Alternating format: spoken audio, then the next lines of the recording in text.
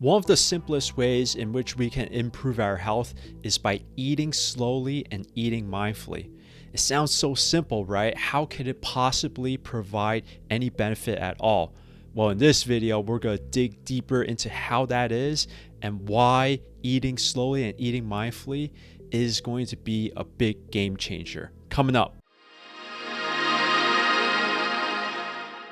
Hey, what's up? Newton Kwong here, helping you with long-term tips and strategies on how to eat better and live healthier.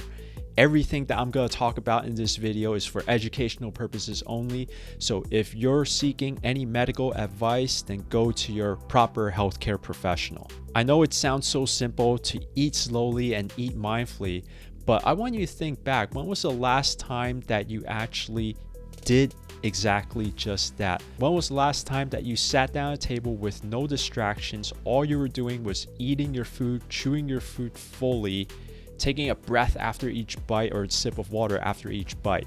I know that this doesn't happen often as there's just so many distractions nowadays, and people enjoy eating in front of a TV screen or in front of their phones. Plus, it's very common to eat our meals quickly. So although it seems like a very simple thing to do, it's not commonly done. So let's get into the benefits of why slow eating and mindful eating is going to be beneficial towards our health. Number one is that slow eating allows us to sense into our own internal body cues for fullness and for hunger.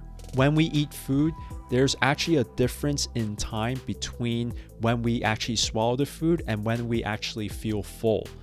And this can take up to 20 whole minutes. That means if we eat too quickly, that we run the possibility of overeating. If we take our time eating, then that gives enough time for the signals to travel through our body to register the appropriate fullness that reflects the amount of food that we actually ate.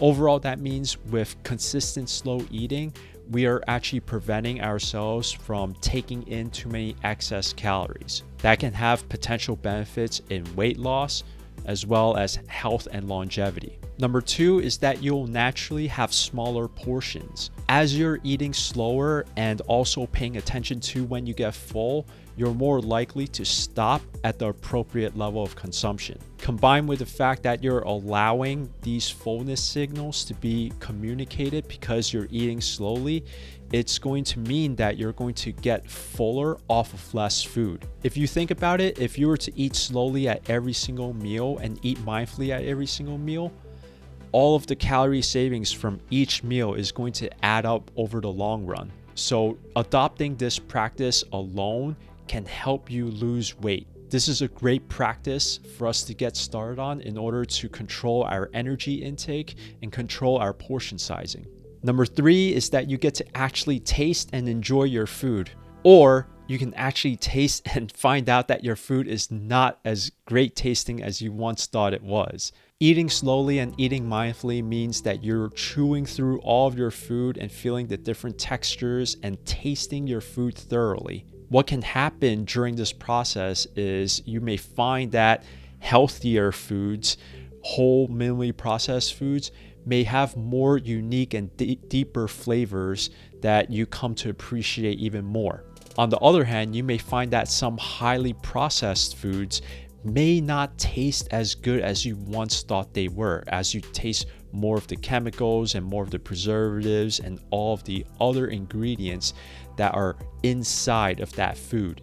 Not saying that would be the case often, but don't be surprised if that were to occur. In addition, eating slowly is going to facilitate you chewing through your food thoroughly and fully. Fully chewed food is going to go through your digestive tract a lot more smoothly than partially chewed food. When we're eating fast, chances are we're swallowing bigger chunks of unchewed food, which then is going to compromise our digestion process. This is going to lead to bloating, cramps, gas, indigestion, constipation, as well as other GI upset that is ultimately going to be just really uncomfortable to deal with. Number four is that you get to learn how to measure your fullness over time as you continue doing this practice. As you continue eating slowly and mindfully, you can start being able to sense into when you're about to be satisfied with the current meal and be able to stop short of when you're actually full. You'll be able to sense into when you're about 70% or 80% full, which is going to be a very, very useful skill. This means that you won't have to rely as much on external tools to determine what portion sizes you should be eating. We can refer to this as intuitive eating, and this is ultimately the goal that everyone should have, to rely on our own body's internal cues for hunger and for fullness. If you're finding value out of this video so far, then please consider liking this video and subscribing to my channel for more content just like this. And also let me know which one of the benefits of slow eating surprises you the most. Post it down in the comments below. I can't wait to hear what you say. All right, so now that we know the benefits to slow and mindful eating, what is the right way to do it?